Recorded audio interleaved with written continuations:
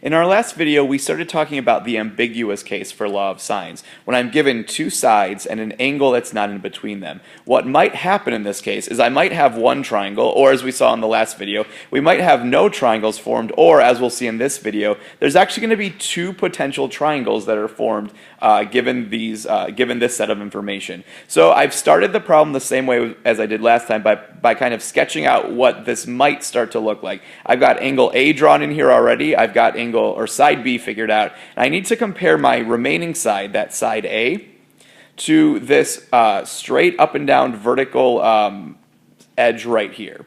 So to find that side, which I'm going to call H, I'm going to do B times the sine of A. That's just some simple trigonometry to find that H value. That would be the distance if I were to go straight down from the top, straight down to the bottom. So using a calculator and doing 16 times the sine of 40 degrees, I find that side H is approximately 10.3. And so what's going to happen in this situation, this is why I'm going to have two triangles. It turns out that side A is sort of in this sweet spot. It's longer than side H, okay? So I have enough distance to go straight down. It's going to actually be longer than that side. However, it's not quite as long as side B. It's shorter than side B. And so what happens, let me go back a screen real quick. We looked at this in a video in class. But what I have really is this third situation over here, where A is longer than H but shorter than B. So what can actually happen is two separate triangles could be drawn in this scenario. I could have a triangle that looks like this obtuse triangle, where things match up, or I could have this triangle formed over here, because again, A is in that sweet spot where it's longer than H but less than side B. And so I know right away that, okay, there are two triangles that are being formed. Let's go ahead now and take a look at how we'll solve for those triangles and figure out two separate sets of information for this situation.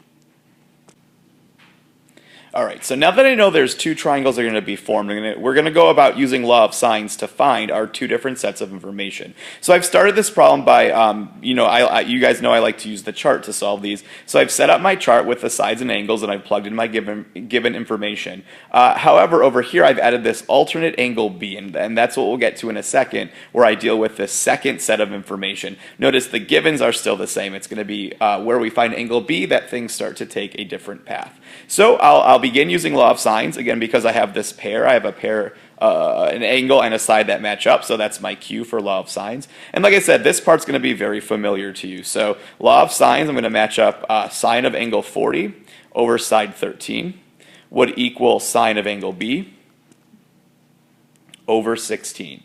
And so doing some cross multiplying and getting this worked out just like always, I'd have 13 times the sine of B is equal to about 10.28. I just used a calculator for that part. Dividing both sides by 13 then, I get sine of B is equal to approximately 0.791. Remember, try to do as little rounding as possible. And then using my calculator to do the inverse sine of both sides, I'd find out that the inverse sine of 0.791 comes out to be, for angle B, approximately 52.3 degrees. I'm going to go ahead and add this number to my chart, 52.3 degrees. However, I'm going to note that that's where I'm going to need to go back to in a moment to find my alternate answer, because there's actually two angles that have a sine value of 0.791, going back and using some old trigonometry stuff. So we're going to come back to that in a second. But let's go ahead and finish figuring out what this first triangle is going to be. And so from here, again, same deal as always, as we've solved with law of sines before. My three angles in a triangle always need to add up to 180 degrees. So subtracting those angles from 180, I get 87.7 degrees for that missing angle. And finally, I just have one more thing to find in that side C. And so I think to do this, I'll do one more proportion.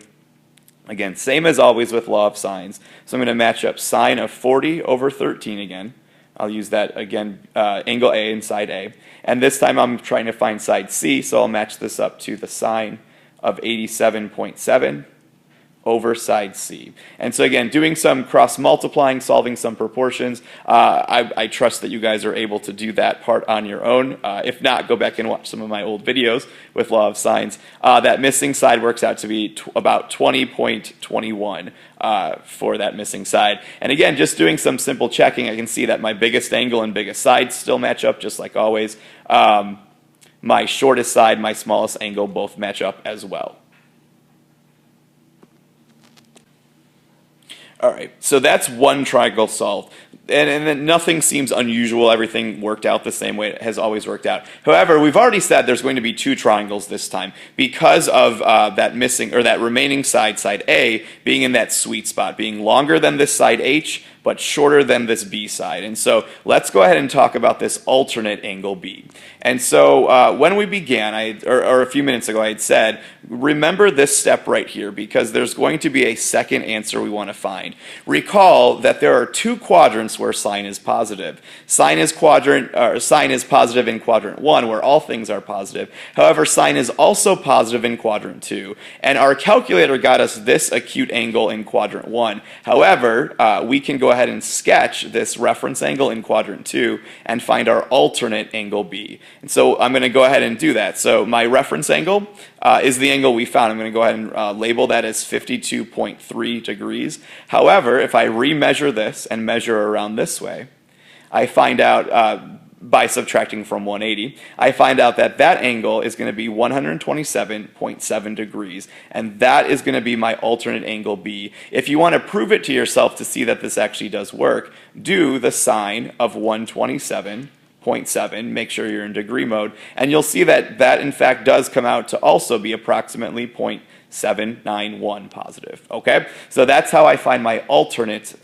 side or angle B. So let's go ahead and get that in the chart, 127.7 degrees, if I can squeeze that in there. And then from here it'll proceed hopefully just as you'd expect. Once again, my angles need to add up to 180 degrees. So subtracting those two angles from 180, I find out that my alternate angle C is going to be about 12.3 degrees.